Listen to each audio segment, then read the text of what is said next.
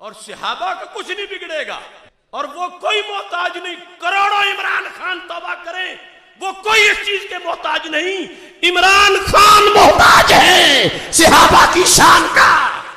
یہ کوئی نہ سمجھے کہ انہیں کوئی ضرورت پڑی ہوئی ہے کہ عمران خان ہمارے لیے توبہ کرے، معافی مانگے، وہ اس کے محتاج نہیں، یہ محتاج ہے۔ اور آئندہ ایسی پالیسی کو چھوڑے، اپنا جو کچھ ہے وہ بولے، یا پھر سب کچھ چھوڑ کے دین پڑھنا شروع کرے، جب فارغ التحصیل ہو جائے تو پھر گفتگو کرنا شروع کرے۔ یہ ایسے وزیر ہیں، ہر ایک کے حصے کی کوئی نہ کوئی بے وقوفی ہے، اور وہ سمجھتے ہم نے اپنی بے وقوفی ضرور ظاہر کرنی ہے، کبھی کوئی کبھی کوئی کرتا ہے، اور پھر ہم سے تقدس چاہتے ہیں کہ یہ ہمارے خلاف کیوں بولتے ہیں۔ اب ہم قرآن پڑھیں، حدیث پڑھیں تو یہ ہمارا حق ہے کہ پڑھیں، جان نکلنے تک پڑھیں گے انشاءاللہ۔ اگر کسی کے خلاف جاتی ہے تو وہ قرآن سے کیوں ناراض ہے؟ اپنے آپ کو، قرآن تو قرآن ہے، حدیث تو حدیث، وہ اپنا یہ نہیں کہ قرآن موڑ لو، سائیڈ پہ کر لو، کیونکہ آگے میری شخصیت ہے تو قرآن کو ذرا سائیڈ پہ کر لو۔ نہیں، قرآن سائیڈ پہ نہیں ہوتا، قرآن حکومت کرنے آیا ہے، راج کرنے آیا ہے۔ تو اس بنیاد پر ہم نے یہ صرف اصلاح کی خاطر یہ دلائل مختصر سے وہ پیش کیے ہیں، اور یہ اس سارے طبقے کے لیے ایک ایک لفظ سننے کے لیے دیا ہے۔ میرے آقا صلی اللہ علیہ وسلم نے واضح لفظوں میں یہ ارشاد فرما دیا کہ اکرموا اصحابی، میرے صحابہ کی عزت کرو، ادب کرو، احترام کرو، اور فرما جب تم دیکھو کسی کو کہ وہ صحابہ کے خلاف بک بک کر رہا ہے، فقولوا لعنت اللہ علی شرکم، تم اسے کہو کہ تیرے شر پہ رب کی لعنت ہو، اور فرما من سب اصحابی فہو ملعون، جس نے میرے صحابہ کے بارے میں مندہ بولا وہ ملعون ہے۔ چند دن پہلے پاکستان کے وزیر اعظم نے بجٹ کے بارے میں گفتگو کرتے ہوئے اصحاب رسول صلی اللہ علیہ وسلم کے بارے میں جو ہرزہ سرائی کی ہے، وہ اس سے پوری امت مسلمہ کو حد درجے کی تشویش۔ یہ آج کی تقریر جو ہے وہ ویسے تو ہر مسلمان کے لیے کر رہا ہوں، لیکن خصوصی طور پر عمران خان کے لیے کر رہا ہوں۔ آج ہی نہیں، آپ کو پتہ ہوگا کہ میں نے گوجرا میں 6.5 گھنٹے جو تقریر کی تھی وہ اس طرح کے لفظوں کے جواب میں کی تھی۔ کھیل کا میدان اور ہے اور رب کا قرآن اور ہے۔ اگر عمران خان نے بالغ ہونے کے بعد آج تک جب سے وہ سنبھالا ہے صرف قرآن ہی پڑھا ہوتا، قرآنی علوم میں ہی اپنا وقت گزارا ہوتا، جگر پگھلایا ہوتا، تو پھر بھی اس کو یہ اجازت نہیں دی جا سکتی تھی کہ وہ ساری تحقیقات ائمہ کی اور سب کو چھوڑ کے اپنے فلسفے جھاڑنا شروع۔ تو جس نے کوئی 2-4 صفحے کہیں سے پڑھ لی ہو، وہ اپنی حکومت کے معاملات وہ چل نہیں رہے، اور ادھر دین کے معاملات اور اتنے اہم حساس معاملات جن کو ہمارے آقا صلی اللہ علیہ وسلم کی شریعت نے ریڈ زون قرار دے دیا ہے۔ میرے آقا صلی اللہ علیہ وسلم فرماتے ہیں کہ جب میرے صحابہ کا ذکر آ جائے تو زبانیں بند کر لو، امسکو، رک جاؤ، اللہ اللہ فی اصحابی، میرے صحابہ کے بارے میں رب سے ڈرو، خدا کا خوف کرو۔ تو میں کہتا ہوں عمران خان توجہ سے سننا، رسول اللہ صلی اللہ علیہ وسلم کے صحابہ وہ ہیں جن کے بارے میں کبھی تو سرکار فرماتے ہیں اللہ اللہ فی اصحابی، میرے صحابہ میں کے بارے میں رب سے ڈرو، اللہ کا نام لے کر، اللہ کا نام لے کر خوف کرو خدا کا۔ اور کہیں فرماتے ہیں اکرموا اصحابی، میرے صحابہ کی عزت کرو، کہیں فرماتے ہیں احفظونی فی اصحابی، صحابہ کے بارے میں میرے مقام کو سامنے رکھو، کہیں فرماتے ہیں دعو اصحابی، صحابہ کا مسئلہ مجھ تک چھوڑ، تم سائیڈ پہ ہو جاؤ، دعو اصحابی، میرے صحابہ ہیں، تم کون ہوتے ہو بیچ میں آنے والے، دعو اصحابی، میرے صحابہ کو مجھ تک چھوڑ دو، تمہیں کوئی حق نہیں پہنچتا کہ تم یہاں باتیں کرو۔ اور فرمایا اذا ذکر اصحابی فامسکو، جب ذکر میرے صحابہ کا ہو تو زبانیں بند کر لو، یعنی ان کا نام ہو تو آگے تمہیں اس طرح کے تبصرے کرنے کی میری طرف سے اجازت نہیں ہے، میں تمہارا رسول تمہیں لگام دے رہا ہوں، اے بات والو کوئی بک بک نہ کرے، اذا ذکر اصحابی فامسکو، جب ذکر ہو میرے صحابہ کا تو یہ بہت بڑا ریڈ زون ہے، چپ کر جاؤ، آگے یہاں کسی کو میلی گفتگو کرنے کی اجازت نہیں ہے۔ اور پھر فرما ان اللہ इख्तारनी वख्तार अली अस्हाबी। क्या समझा तुमने मेरे सहाबा को? मैंने नहीं चुने, मेरे रब ने चुने हैं। इन्नल्लाह अख्तारनी वख्तार अली अस्हाबी। ये अस्हाबी अस्हाबी अस्हाबी सरकार निस्बत की तरफ कि देखो ना सहाबा हैं किसके। आज किसी के पास कोई बैठे 4 घंटे तो कहे मुझे फैज मिल गया। वो जो एक पल में करोड़ों कांटों को गुलाब बनाए और करोड़ों जर्रों को आफताब बनाए, उनकी महफिल में बैठे और फिर भी दिलों में हिरस हो। जिनका तज़किया सरकार करे और अल्लाह कहे कि मेरे महबूब तुमने हक अदा कर दिया है इनके दिल सुथरे करने का, उन पर लूट के सूट के लफ्ज बोले जाएं। मेरे आका सल्लल्लाहु अलैहि वसल्लम फरमाते हैं ला तसुब्बू अस्हाबी, मेरे सहाबा के बारे में मंदा कोई ना बोले। फिर फरमाते हैं, ये हर एक के 20-20, 25-25 किताबों के हवाले हैं। सरकार फरमाते हैं वज़कुरू महासिन अस्हाबी, मेरे सहाबा की खूबियां बयान करो, कमाल बयान करो। और फरमा अहसिनू इला अस्हाबी, मेरे सहाबा के साथ हुस्ने सलूक करो। ये सारी बातें सरकार ने अस्हाबी कहकर इनको बयान किया है।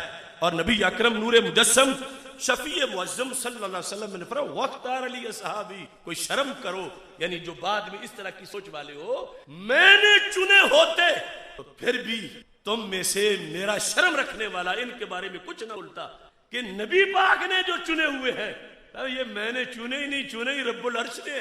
और जिसे पता है कि इन्होंने कल क्या करना है, परसों क्या करना है, साल बाद क्या करना है, 10 साल बाद क्या करना है, 20 साल बाद क्या करना है, जो रब के मेरिट पे पूरे उतर गए, उन्हें आज कौन छेड़ सकता है? रब ने चुनाव किया तो सहाबा पर तनकीद अल्लाह के इल्म पर तनकीद है, सहाबा पर तनकीद सरकार पर तनकीद है।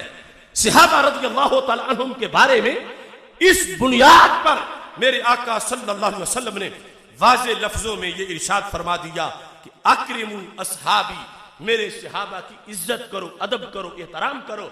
और फरमा जब तुम देखो किसी को वो सहाबा के खिलाफ बक बक कर रहा है, तो कूलू लानतुल्लाह अला शर्रिकुम, तुम उसे कहो कि तेरे शर पे रब की लानत हो। और फरमा मन सब अस्हाबी फहुवा मलऊन, जिसने मेरे सहाबा के बारे में मंदा बोला वो मलऊन है। और फरमा ला युक़बलु मिन्हु यौमल क़ियामति सर्फ़ुन वला अदल, बड़ा परहेजगार हो, नमाजी हो, रोजेदार हो, हाजी हो, करोड़ों रुपए गरीबों को दिए हो, बहुत कुछ किया हो क़यामत का दिन, लेकिन सहाबा के खिलाफ बक बक अगर की हो, सरकार फरमाते हैं क़यामत के दिन जब वो आएगा ना मैदान माशर में, उम्मीद है मेरी नमाजों का ढेर, मेरे रोजों का ढेर, मेरी ज़कातों का ढेर, सवाबों का ढेर किधर है, कहां मेरा है, कहां मेरा है? फरिश्ते कहेंगे जो सहाबा के बारे में जुबान खोले उसकी नमाजें कबूल ही नहीं होती, ढेर कहां होगा? ला युक़बलु मिन्हु यौमल क़ियामति सर्फ़ु वला अदल, तो उसका ना कोई फर्ज कबूल होगा ना कोई नफल कबूल। स्टेटस है उनका, वो दीन उनके जरिए हमें मिला है। इस बुनियाद पर सहाबा का मकाम क्या है पूछो हजरत मुजद्दिद अल-फ़सानी से। वो हिंद में सरमाया मिल्लत का निगहबां, अल्लाह ने बर वक्त किया जिसको खबरदार। ये है हमारे इमाम, ये है फतावा रिजविया और मकतूबात शरीफ। और हम ये नहीं कि हमने इस सिलसिले में कोई कोताही की, ये नहीं मैं कहता मैंने हक अदा किया, लेकिन मैं तो अब पीर के दिन इफ्तिताह हो रहा है नए तालीमी साल का, तो 11वीं मर्तबा मैं बुखारी शरीफ पढ़ाऊंगा। और अब दौरा हदीस जो उसके साथ तखस्सुस फिल फिक़्ह वल अक़ाइद में फतावा रिजविया का तखस्सुस और मकतूबात शरीफ का तखस्सुस। अब बात ना इन्हें खुद पढ़ने की तौफीक हुई और ना हमारी आवाज कहीं पहुंचने देते, हर वक्त हमारा गला दबाते हैं। और खुद कैसे अब मैं कहूं कि मैं क्रिकेट के बारे में कुछ बोलूं, मुझे पता ही कोई नहीं कि क्रिकेट कैसे खेला जाता, आज तक देखा भी नहीं, तो मैं मानूंगा मुझे कोई पता नहीं। जिसको अब जिसने खेल के मैदान में लाभो लाभ में यूरोप के क्लबों में जिंदगी गुजारी हो और आज वो बैठ के फलसफे झाड़े सहाबा के बारे में, दीन के बारे में, कुरान के बारे में, हाँ नई बात जन्म लेके आओ, 50 साल पढ़ो और फिर उसूल सामने रख के बोलो, वरना अपना काम करो। तुम मुसल्लत हो जिस पर वो कर नहीं। और रोजाना कोई یہ ہے کہ میں یہ فلسفہ جھاڑوں میں وہ فلسفہ جھاڑوں کیا ہے صحابی؟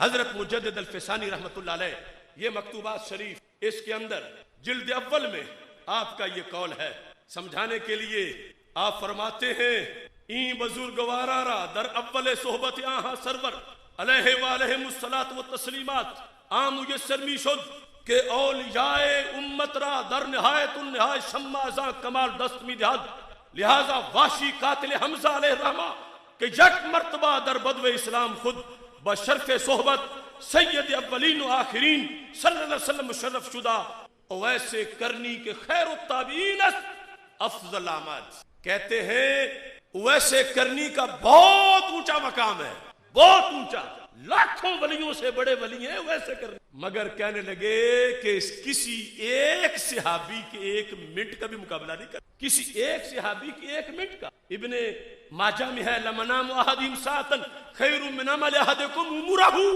اے بعد والو تمہاری ساری زندگی کی نیکیاں ایک پلڑے میں ہوں, اور صحابی کی منٹ کی نیکی نہیں, منٹ کی نیند ایک پلڑے میں, اس کی نیند کا بھی کوئی مقابلہ نہیں کر سکتا. اب حضرت اویس کرنی مجدد صاحب کہتے ہیں, وہ کہہ بھی سکتے ہیں وہ ولیوں کے ولی ہیں, کہتے ہیں کہ صحابہ کو این بزرگوارا را, ان صحابہ کو در اول صحبت آن سرور صلی اللہ علیہ وسلم سرکار کا کلمہ پڑھنے کے بعد پہلے سیکنڈ میں جو مقام ملا کا اویس کرنی جیسے ولی کو زندگی کی آخری سانس میں اس کی بو بھی نہیں ملی. یہ ہے صحابی ہونا. این بزرگوارا را در اول صحبت آن سرور صلی اللہ علیہ وسلم عام میسر شد کہ اولیاء امت را در نہایت النہایا ترقی کرتے کرتے کرتے کرتے ولی بڑھ بڑھ کے آخری درجے پر جب پہنچا تو مجدد صاحب کہتے ہیں جو انہیں پہلے سیکنڈ میں ملا تھا انہیں ابھی بھی وہ نہیں ملا. تو جو انہیں پہلے گھنٹے میں ملا ہوگا, پہلے دن ملا ہوگا, پہلے ہفتے میں ملا ہوگا, پہلے مہینے میں ملا ہوگا, پہلے سال میں ملا ہوگا, کون وہ حاصل کر سکتا ہے؟ صرف شرف صحبت ہے. باقی جہاد, نمازیں, روزے, حج, زکاتیں وہ تو علیحدہ ہیں. صرف حالت ایمان میں سرکار کو دیکھنے کا یہ شرف ہے کہ بعد والے. اور مثال کیا دی؟ واشی کی مثال دی. واشی جس نے سیدنا امیر حمزہ رضی اللہ تعالیٰ عنہ کو شہید کیا تھا حالت کفر میں, اس واشی نے جب کلمہ پڑھ لیا, یعنی اس وقت کلمے سے پہلے کتنا ناپسندیدہ انسان, لیکن اب صحابی بنتے ہوئے اس واشی نے جب کلمہ پڑھا, مجدد صاحب کہتے ہیں اویسے کرنی کو ساری زندگی وہ نہیں ملا جو حضرت واشی کو پہلے سیکنڈ میں مل گیا. یہ ہوتا ہے صحابی ہونا. کیا ترازو, کیا لوگوں نے معیار بنا رکھے ہیں. تو اس بنیاد پر شرف صحبت اس کا جو انداز ہے اس کے پیش نظر ہم پہ لازم ہے کہ ہم صحابہ کرام رضی اللہ تعالی عنہم کا ادب و احترام اس نقطہ نظر سے بھی کریں کہ ہمارے آقا صلی اللہ علیہ وسلم کے لحاظ سے ائمہ نے اس بات کو لکھا کہ جس وقت سرکار کے صحابہ کے بارے میں کوئی بات چھتی ہے تو اس سے کیا ہوتا ہے, من تناول احدا من اصحاب رسول اللہ صلی اللہ علیہ وسلم, کہ سرکار کے صحابہ میں سے کسی ایک کے بارے میں جس نے کوئی بک بک کی, فعلم وہ جان لے, انما اراد محمد, کہ وہ سرکار کے خلاف بک بک کر رہا ہے, وقد آذاہ فی قبرہ, اور وہ ہمارے نبی علیہ السلام کی قبر میں بھی سرکار کو اذیت دینے سے باز نہیں. اتنا بڑا معاملہ ہے. لہذا یہ صورتحال جو شرعی تقاضا تھا ہم نے دلائل رکھ دیے اور توبہ کی دعوت دے رہے ہیں. قرآن, ایمان اور سرکار دو عالم صلی اللہ علیہ وسلم کے یہ فرامین پیش کرتے ہوئے, اور صحابہ کا کچھ نہیں بگڑے گا, اور وہ کوئی محتاج نہیں. کروڑوں عمران خان توبہ کریں, وہ کوئی اس چیز کے محتاج نہیں. عمران خان محتاج ہے صحابہ کی شان کا. یہ کوئی نہ سمجھے کہ انہیں کوئی ضرورت پڑی ہوئی ہے کہ عمران خان ہمارے لیے توبہ کرے, معافی مانگے. وہ اس کے محتاج نہیں, یہ محتاج ہے. اور آئندہ ایسی پالیسی کو چھوڑے, اپنا جو کچھ ہے وہ بولے, یا پھر سب کچھ چھوڑ کے دین پڑھنا شروع کرے. جب فارغ التحصیل ہو جائے تو پھر گفتگو کرنا شروع کرے. یہ ایسے وزیر ہیں, ہر ایک کے حصے کی کوئی نہ کوئی بے وقوفی ہے, اور وہ سمجھتے ہم نے اپنی بے وقوفی ضرور ظاہر کرنی ہے. کبھی کوئی کبھی کوئی کرتا ہے, اور پھر ہم سے تقدس چاہتے ہیں کہ یہ ہمارے خلاف کیوں بولتے ہیں. اب ہم قرآن پڑھیں, حدیث پڑھیں, تو یہ ہمارا حق ہے کہ پڑھیں، جان نکلنے تک پڑھیں گے انشاءاللہ۔ اگر کسی کے خلاف جاتی ہے تو وہ قرآن سے کیوں ناراض ہے؟ اپنے آپ کو، قرآن تو قرآن ہے، حدیث تو ہے، وہ اپنا یہ نہیں کہ قرآن موڑ لو، سائیڈ پہ کر لو، چونکہ آگے میری شخصیت ہے تو قرآن کو ذرا سائیڈ پہ کر لو۔ نہیں، قرآن سائیڈ پہ نہیں ہوتا، قرآن حکومت کرنے آیا ہے، راج کرنے آیا ہے۔ تو اس بنیاد پر ہم نے یہ صرف اصلاح کی خاطر یہ دلائل مختصر سے، اگرچہ ٹائم زیادہ ہو گیا ہے، وہ پیش کیے ہیں، اور یہ اس سارے طبقے کے لیے ایک ایک لفظ سننے کے لیے دیا ہے۔ اور آپ لوگ اب اس کے ساتھ صحابہ کرام، ان میں سے ہر ایک کتنا افضل ہے، کتنی فضیلت ہے۔ یہ معرفت الصحابہ امام ابو نعیم اصفہانی کی اس کی پہلی جلد ہے، یہ فضائل صحابہ کی پہلی جلد ہے امام احمد بن حنبل، ہزارہا کتابیں رسول اکرم صلی اللہ علیہ وسلم کے ان اصحاب کی شان میں لکھی گئیں، اور نبی اکرم نور مجسم شفیع معظم صلی اللہ علیہ وسلم نے جو عظمت کا اظہار کیا، دیکھو اللہ اللہ فی اصحابی، یہ سرکار کا انداز دیکھو، رب کا خوف کرو اے بعد والو، فی اصحابی، یہ تو دیکھو صحابہ ہیں کس کے، اللہ اللہ فی اصحابی، یہ جامع ترمذی کی حدیث ہے، میرے صحابہ کے بارے میں رب سے ڈرو، لا تتخذوہم غرضا من بعدی، انہیں میرے بعد نشانہ نہ بنانا، فمن احبہم فبحبی احبہم، فرمایا جو ان سے پیار کرتا ان سے نہیں مجھ سے کرتا، کیونکہ میرے، فمن ابغضہم فببغضی ابغضہم، جو ان پہ تنقید کرتا وہ مجھ پہ کرتا ہے، کیونکہ میں نے تربیت دیا ان کو، جو ان سے بغض رکھتا ہے وہ مجھ سے بغض رکھتا ہے، ومن آذاہم فقد آذانی، جس نے ان کو اذیت دی اس نے مجھے اذیت دی، ومن آذانی فقد اذى اللہ، اور جس نے مجھے اذیت دی اس نے تو معاذ اللہ رب کو اذیت، یعنی صحابہ سے بات کہاں تک پہنچی؟ اللہ تک، چونکہ چنے رب نے ہیں۔ سرکار فرماتے ہیں ومن اذى اللہ، جس نے اللہ کو تکلیف دینے کا دھندا کیا، حالانکہ اسے کوئی تکلیف دے نہیں سکتا، فرمایا یوشک ان یاخذہ، پھر رب قریب ہے، رب اسے پکڑ بھی لے گا۔ اور ساتھ ہی رسول اکرم صلی اللہ علیہ وسلم نے یہ بھی فرمایا احفظونی فی اصحابی، میرے صحابہ کے بارے میں میری حفاظت کرو، یعنی یہ سمجھو کہ صحابہ کا معاملہ ان کا نہیں میرا ہے۔ اس واسطے امام قاضی اعیاد رحمۃ اللہ علیہ نے شفا شریف میں جو حقوق مصطفیٰ صلی اللہ علیہ وسلم لکھے امت پر حق، اس میں یہ لکھا کہ سرکار کا حق ہے کہ سرکار کا جیسے ادب سرکار کا لازم ہے، سرکار کا حق ہے کہ سرکار کی آل کا ادب کیا جائے، اور سرکار کا ہی حق ہے کہ سرکار کے اصحاب کا بھی ادب کیا جائے، یہ حق رسول علیہ السلام ہے۔ سرکار فرماتے احفظونی فی اصحابی، میرے صحابہ کے بارے میں میری حفاظت کرو، لحاظ کرو، میرا دھیان کرو۔ فمن حافظانی فی اصحابی، جس نے میرے صحابہ کے لحاظ سے میرا لحاظ رکھا، میری حفاظت کی، یعنی یہ جان کے کہ صحابہ کے خلاف اس لیے ہم نہیں بول سکتے کہ ہمارے رسول کے خلاف بات پہنچ جائے گی۔ سرکار فرماتے ہیں جس نے اس طرح کیا رافقانی، رب اسے میرا ساتھ عطا فرمائے گا، رافقانی، وہ میرا رفیق بنے گا، وورد علی الحوض، اور حوض کوثر پر میں اسے پانی پلاؤں گا، ومن لم یحفظنی، فرمایا جس نے یہ لحاظ نہ رکھا کہ وہ زبان صحابہ کے خلاف کھول رہا ہے، فرمایا پھر وہ محروم رہے گا، اسے میرے قریب بھی کو نہیں آنے دے گا۔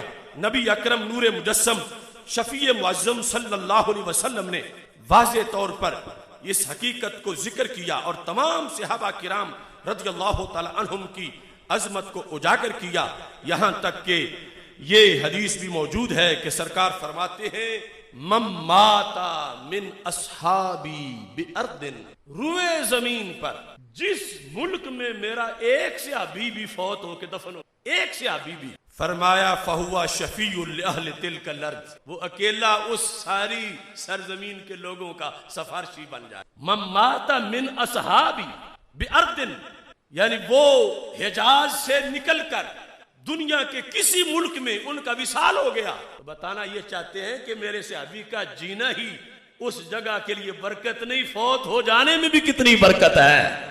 اور یہاں یہ باتیں نام صحابہ کا سارے لیتے ہیں، یعنی وہ پارٹی جو نام لیتی ہے صحابہ کا، مگر یہ باتیں ان کا عقیدہ افورڈ نہیں کر سکتا جن کے نزدیک رب کے نبی کی وجہ سے کوئی فائدہ نہ ہوتا ہو تو صحابی کا فائدہ کہاں سے آئے گا؟